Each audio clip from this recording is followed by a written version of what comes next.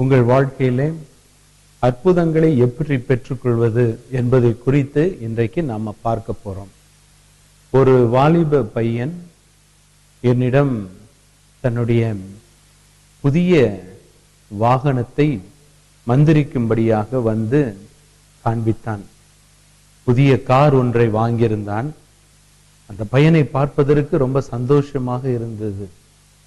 காரணம் என்னவென்றால், இதே வாலிப தம்பி ஒரு வருடத்திற்கு முன்பு அவனுடைய பேச்சிலே ரொம்பவும் சோர்வு தெரிந்திருந்தது.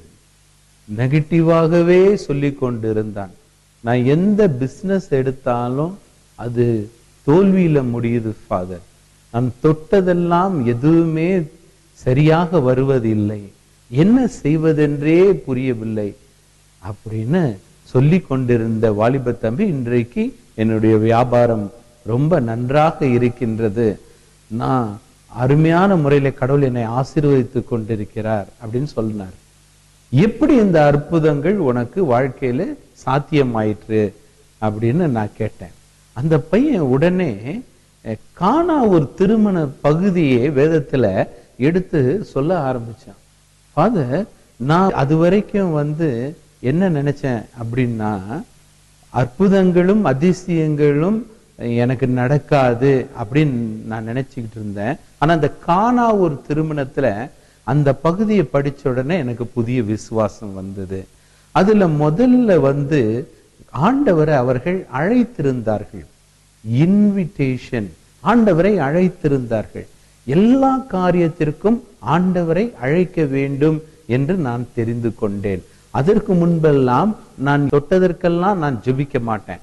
ஆனா இப்பொழுது எல்லா காரியத்தையும் ஆரம்பிப்பதற்கு முன்பாக ஆண்டவரை நான் அழைத்தேன். I started inviting Jesus for each and everything. ஆண்டவரை நான் அழைத்து தொடங்கினேன். தாவீது எனக்கு ஞாபகத்திற்கு வந்தார் ஃபாதர். தாவீது அதிகாலையிலே ஆண்டவரை தேட ஆரம்பித்தாரே, ஆண்டவரை அழைத்தாரே. ஆண்டவரே இன்றைக்கு என் கூட இருங்க. சங்கீதம் 63:1 தாவீது அதிகாலையிலே ஆண்டவரை தேடியது போல நானும் தேட ஆரம்பிச்சேன்.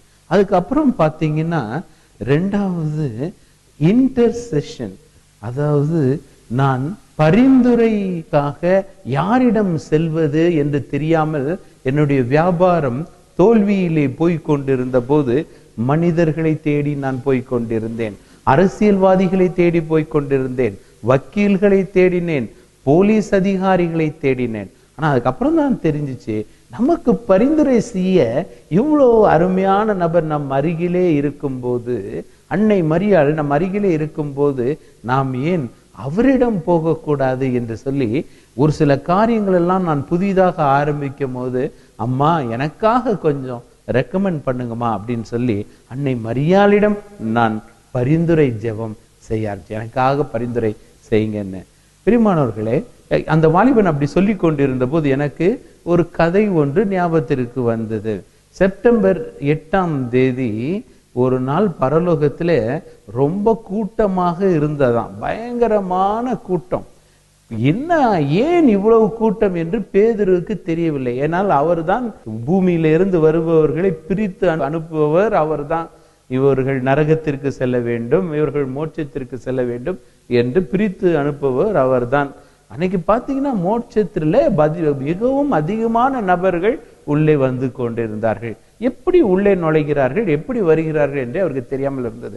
இறுதியிலே அவர் கண்டுபிடித்து விட்டார். கண்டுபிடிச்ச உடனே நேரா ஆண்டவர்கிட்ட போய் அவர் ஒரு கம்ப்ளைண்ட் சொல்றாரு. ஆண்டவரே பாருங்க, இன்றைக்கு நரகத்துல போக வேண்டியவங்க எல்லாம் யாருமே போகாம இன்றைக்கு மோட்சத்துல பின்னாடி வாசல் வழியாக உங்க அம்மா விட்டுட்டு இருக்கிறாங்க, அதனால இன்னைக்கு மோட்சம் நிரம்பி விட்டது என்று சொன்னார்களாம். அதனால பிரியமானவர்களே, இன்றைக்கு நமக்கும் அன்னையினுடைய பரிந்துரை தேவைப்படுகின்றது. அடுத்ததாக அந்த பையன் தன்னுடைய வாழ்க்கையில அற்புதங்கள் எப்படி நடந்தன அப்படின்னு அவன் சொல்லும் போது, ஒவ்வொரு நாளும் வேதம் புதிய உற்சாகத்தை கொடுத்தது, இன்ஸ்பிரேஷன் கொடுத்தது அப்படின்னு சொல்றாரு. அதாவது அதுவும் அந்த காண ஒரு திருமணத்துல இறுதி பகுதியில பாத்தீங்கன்னா சீடர்கள் இந்த புதுமையை பார்த்த உடனே கானா ஒரு திருமணத்துல இந்த ரசம் தீர்ந்து போன உடனே ஆண்டவர் தண்ணீரை திராட்சை ரசமாக மாற்றியது பார்த்த உடனே அவர்களுக்கு ஒரு புதிய உற்சாகம் பிறந்தது. அதே போலதான் இந்த வாலிப பிள்ளை என்ன பண்ணிட்டான், தினமும் வேதத்தை எடுத்து வாசிச்சு வாசிச்சு தனக்கு சோர்வு வரும்போதெல்லாம் தன்னைத்தானே உற்சாகப்படுத்தி கொண்டான். அப்போ அவன் சொன்னா, ஃபாதர், நான் ஒரு நாளைக்கு பிலிப்பியருக்கு எழுதிய திருமுகம் 3வது அதிகாரம் 20வது வசனத்தை ஒரு நாளைக்கு 100 முறை 200 முறை சொல்லுவேன். எனக்கு வலுவூட்டுகிற இயேசுவின் துணை கொண்டு என்னால் எல்லாம் செய்ய முடியும். I can do all things through Jesus Christ. இன்னும் எபேசியர் 3வது அதிகாரம் 20வது வசனத்தையும் எடுத்துக்கிட்டான். அதுல பாத்தீங்கன்னா, நாம் நினைப்பதற்கும் ஜெபிப்பதற்கும் மேலாகவே நமக்கு பல அற்புதங்களை செய்யக்கூடிய வல்லமை இயேசுவுக்கு உண்டு. இந்த வசனத்தையும் எடுத்து சொல்லி சொல்லி அவன் ஜெபம் பண்ண ஆரம்பிச்சான். இப்படி பண்ண ஆரம்பிச்சோன்னா என்ன ஆச்சுன்னா, பிரியமானவர்களே, அதற்கு முன்பாக அவனுடைய சப்கான்ஷியஸ் மைண்ட், ஆழ் மனதுல அவன் என்னால் இதை செய்ய முடியாது, என்னால பிசினஸ் தொடங்கினாலும் அது நஷ்டத்துல முடியும் என்று அந்த சப்கான்ஷியஸ் மைண்ட்ல அவன் ஆழ் மனதில அவன் எப்பொழுதுமே தன்னை பற்றியே ஒரு எதிர்மறையான ஒரு ஒப்பீனியன் வைத்து கொண்டே இருந்த பிள்ளை. ஆனா என்றைக்கு அவன் ஆண்டவரை குறித்து எண்ணங்கள் எல்லாம் அவனுக்கு மாறியதோ, அவன் என்ன பண்றான், அந்த பாசிட்டிவான எண்ணங்களை தன்னுடைய சப்கான்ஷியஸ் மைண்டுக்கு கொண்டு செல்கின்றான். இன்னைக்கு நமக்கும் அற்புதங்கள் வேண்டுமா பிரியமானவர்களே? இது நாள் வரைக்கும் நாம நினைச்சிருப்போம், இந்த காரியம் இனிமே முடிக்கவே முடியாது, என்னால் இனிமே சென்னையில புதிய வீடு வாங்க முடியாது, எனக்கு இந்த நோய் விட்டது, நான் அவ்வளவுதான், சீக்கிரமாக மரித்து போய் விடுவேன், நான் இறந்து போய் விடுவேன், எனக்கு வேலை இனிமே கிடைக்காது என்று உங்களுடைய சப்கான்ஷியஸ் மைண்ட், ஆழ் மனதுல நீங்க உங்களை பற்றி ஒரு தவறான நீங்க எதிர்மறையான சிந்தனைகளை நீங்கள் பதிவு செய்து வைத்திருந்தால் இன்றைக்கு மாற்றுங்கள் பிரியமானவர்களே. அற்புதங்கள் எப்போ நடக்கும் தெரியுமா? அற்புதங்கள் நடக்கும் எப்பொழுது நடக்கும்னா, உங்களுடைய ஆழ் மனதுல நீங்க என்னால் முடியும், எனக்கு வலுவூட்டுகிற இயேசுவின் துணை கொண்டு என்னால் எல்லாம் செய்ய முடியும். திராட்சை ரசம், வெறும் தண்ணீரை திராட்சை ரசமாக மாற்றக்கூடிய வல்லமையான தெய்வம் தான் இயேசு கிறிஸ்து. அதனால கண்டிப்பா அவர் செய்வார். இன்னும் அந்த பையன் சொன்னா, 1 சாமுவேல் 17வது அதிகாரம் 37வது வசனம், அதுல பாத்தீங்கன்னா தாவீது சொல்லுவான், கோலியாத்து பார்த்து எல்லோரும் பயந்து கொண்டிருந்த நேரத்துல அவன் உன்னை எப்படி நீ அவனை தோற்கடிக்க போகின்றாய் என்று கேட்கும் போது அவன் சொல்லுவான், கரடியின் கைக்கும் சிங்கத்தின் கைகளுக்கும் தப்புவித்த ஆண்டவர் இந்த வெறும் பெலிஸ்தியன் கையிலிருந்து என்னை தப்புவிக்க விட மாட்டாரா என்று சொல்லி அவன் முந்தைய வெற்றிகளை ஒவ்வொரு நாளும் நினைச்சு, கண்டிப்பா இந்த பெலிஸ்தியனை, இந்த புதிய பிரச்சனையை நான் மேற்கொள்வேன் என்று பாசிட்டிவாக அவன் இந்த அணுகினான் தாவீது. அதையும் இந்த பிள்ளை நினைவு கூறுகின்றான். பழைய வெற்றிகளை எல்லாம் நினைத்து கொண்டான். இந்த புதிய சவாலையும் இந்த புதிய பிரச்சனையும் என்னால் மேற்கொள்ள முடியும் என்று ஒரு ஆழ்ந்த விசுவாசத்தை இந்த பையன் பெற்றுக்கொண்டதுனால இன்னைக்கு வெற்றி பெற்றவனாக அவனுடைய வாழ்க்கையில அவன் நினைக்கின்றான், அற்புதங்கள் நடக்க வேண்டுமா? அற்புதங்கள் நடக்க வேண்டும்னா, miracles only happen if you believe in miracle. Miracles can only happen if you believe in miracles. அற்புதங்களை விசுவசிக்கிறவர்களுக்கு தான் அற்புதங்கள் நடைபெறும். அதே போல a strong positive mental attitude will create more miracles than any wonder drug. வலிமையான நேர்மறை சிந்தனை உள்ளவர்கள், பாசிட்டிவ் மென்டல் ஆட்டிடியூட் உள்ளவர்களுக்கு சக்தி வாய்ந்த மருந்துகளை விட அற்புதங்கள் அவளுடைய வாழ்க்கையில நடைபெறுமாம். ஆகவே இன்றைக்கு பிரியமானவர்களே, நீங்கள் சோர்ந்து போய் இருக்கின்றீர்களா? இனிமேல் என் வாழ்க்கை இவ்வளவுதான் எனக்கு அப்படின்னு நினைத்து கொண்டிருக்கிறீர்களா? ஆண்டவரை நம்புங்கள், விசுவசியுங்கள், உங்களுடைய வாழ்க்கையில அற்புதங்களை நீங்கள் காண்பீர்கள். ஆமென்.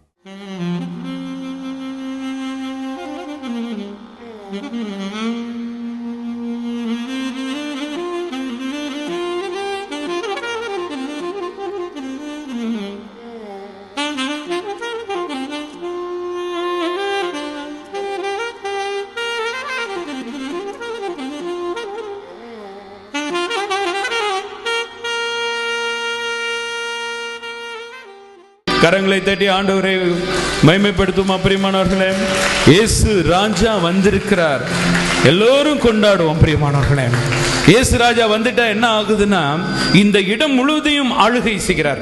பரிசுத்தாவியான உள்ள இறங்கி வரும்போது என்ன ஆகுதுன்னா, இந்த இடம் முழுவதையும் அவர் ராஜாங்கம் செய்கிறார். வல்லவர் இயேசு கிறிஸ்து திருப்பலி எப்பொழுது ஆரம்பிக்கின்றதோ அந்த நேரத்தில் இந்த இடம், இந்த எல்லை முழுவதையும் அவர் ஆசீர்வதிக்கிறார். முதல்ல அவர் வந்து அப்படி இறங்குறார். அதற்கப்புறம் பார்த்தீர்கள் என்றால் பிரியமானவர்களே, அந்தகார சக்திகள் இந்த இடத்தை இன்னும் பிசாசின் பிடியிலே, இன்னும் சத்ருவின் பிடியிலே, பொல்லாத குணங்களோடு, அவ்விசுவாசமான எண்ணங்களோடு, இன்னும் தேவையற்ற பயங்களோடு யாராவது இருந்தாலும் அந்த சத்ருவை ஆண்டவர் அப்படி சுத்திகரிக்கிறார். இன்னும் பில்லி சூனிய கட்டுகளோடு யாராவது வந்திருந்தாலும் கூட ஆண்டவர் விடுதலை தருகிறார். பிரியமானவர்களே, வானத்துக்கும் பூமிக்கும் சர்வ அதிகாரம் படைத்த நசரேனாகி இயேசு கிறிஸ்துவின் நாமத்தினாலே இப்பொழுது நாம் எல்லோரும் கண்களை மூடி கரங்களை உயர்த்தி ஜெபித்துக் கொண்டிருப்போம். பிரியமானவர்களே, வல்லவர் இயேசு கிறிஸ்துவுடைய அருமையான ஆசீர்வாதமான கரங்கள் நம்ம மேல இருக்கின்றது. பிரியமானவர்களே, ஆசீர்வாதமான கரங்கள் நம்ம மேல இன்றைக்கு இருக்கின்றது.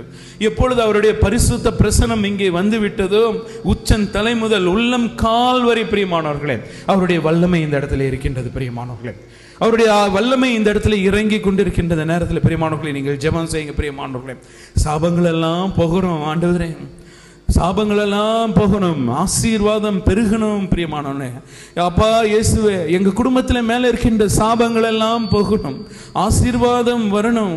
என் மேலையும் என் குழந்தைகள் மேலையும் என்னுடைய சந்ததி மேலையும் இருக்கின்ற சாபங்கள் கேடுகள் எல்லாம் போகணும் அப்படின்னு சொல்லி உருக்கமாக ஜெபிப்போமா. பிரியமானவர்களே, எனது அருமையான விசுவாசிகளை, இந்த நேரத்தில் ஆண்டவருடைய வல்லமையான ரத்தம் இந்த பாய்ந்து கொண்டிருக்கின்ற இந்த நேரத்தில் பிரியமானவர்களே, திருவெளிப்பாடு 3ஆம் அதிகாரம் 20வது வசனத்தில் ஆண்டவர் வெளிப்படுத்தினாரே, ஒவ்வொரு இருதய கதவுகளையும் நின்று கொண்டு நான் தட்டி கொண்டிருக்கிறேன் என்று சொன்னார். இன்றைக்கு பிரியமானவர்களே, நீங்க ஜீவனுள்ள வாழ்வு தரும் வார்த்தைகளை நீங்க பேசணும்னா, எபிரேயர் 4ஆம் அதிகாரம் 12வது வசனத்தில் சொல்லி இருக்குது, ஆண்டவருடைய வார்த்தை உயிர் உள்ளது, ஆற்றல் மிக்கது.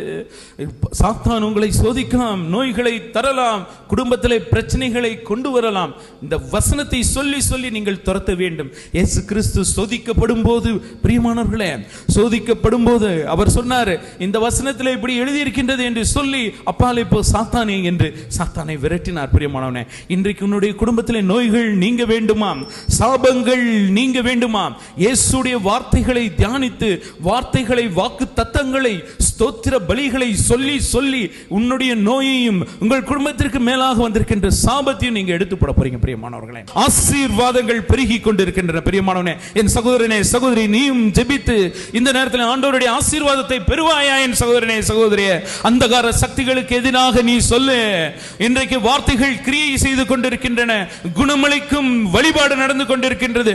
இயேசு ராஜா என் நோய்களை சுமந்து கொண்டார் என்று நீ விசுவசிக்கணும். இன்றைக்கு என் சகோதரனே சகோதரியே, நோய்களை எடுத்துக்கொண்டிருக்கிற அதிசயத்தை பாருங்க. வெகு நாட்களாக ஒற்றை தலைவேலையால அவதிப்பட்டு கொண்டு அதுக்கு என்ன மாத்திரைகள் போட்டாலும் அதற்கென்று விடுதலை இல்லை என்று சொல்லி ஜெபம் செய்து கொண்டிருந்த ஒரு மூத்த சகோதரருக்கு ஆண்டவர் விடுதலை கொடுத்து கொண்டிருக்கிறார். பிரியமானவர்களே, இன்னும் ஒரு சகோதரி விமலா என்ற ஒரு சகோதரிக்கு இன்றைக்கு ஆண்டவர் ஒரு முக்கியமான ஒரு சாட்சியத்தை இன்றைக்கு தந்து கொண்டிருக்கிறார். பிரியமானவர்களே, ஒரு முக்கியமான ஒரு ஆசீர்வாதத்தை இன்றைக்கு ஆண்டவர் தந்து கொண்டிருக்கிறார். பிரியமானவர்களே, இன்னும் எத்தனையோ பேர் எத்தனையோ போராட்டத்திலும் இருந்தாலும் இன்றைக்கு விடுதலை கொடுத்து கொண்டிருக்கிறார் ஆண்டவர் இயேசு கிறிஸ்து. ஒரு முறை ஆமேன் சொல்லுமா. பிரியமானவர்களே, ஆமேன். இயேசு என் நோய்களை குணமாக்கி விட்டார் என்று சொல்லுங்க. இயேசு என் நோய்களை குணமாக்கி விட்டார். இயேசு என்னை சுகமாக்கினார் என்று சொல்லுங்க. இயேசு கிறிஸ்துவை சுகமாக்கினார் என்று சொல்லுங்க. பிரியமானவர்களே,